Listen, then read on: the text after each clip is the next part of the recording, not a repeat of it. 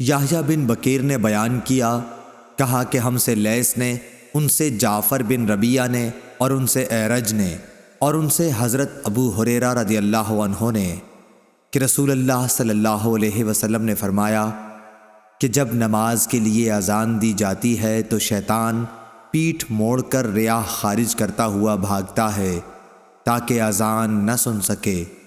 جب مؤذن چپ ہو جاتا ہے تو مردود پھر آ جاتا ہے، اور جب جماعت کھڑی ہونے لگتی ہے اور تکبیر کہی جاتی ہے تو پھر بھاگ جاتا ہے، لیکن جب مؤذن چپ ہو جاتا ہے تو پھر آ جاتا ہے، اور آدمی کے دل میں برابر وساوس پیدا کرتا رہتا ہے، کہتا ہے کہ فلاں فلاں بات یاد کر۔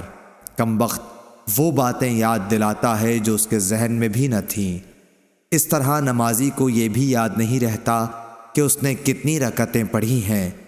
ابو سلمہ بن عبد الرحمن نے کہا کہ جب کوئی یہ بھول جائے کہ کتنی رکعتیں پڑھی ہیں تو بیٹھے بیٹھے سہو کے 2 سجدے کر لے۔ ابو سلمہ نے یہ ابو ہریرہ رضی اللہ عنہ سے سنا تھا۔ صحیح بخاری حدیث نمبر 1222۔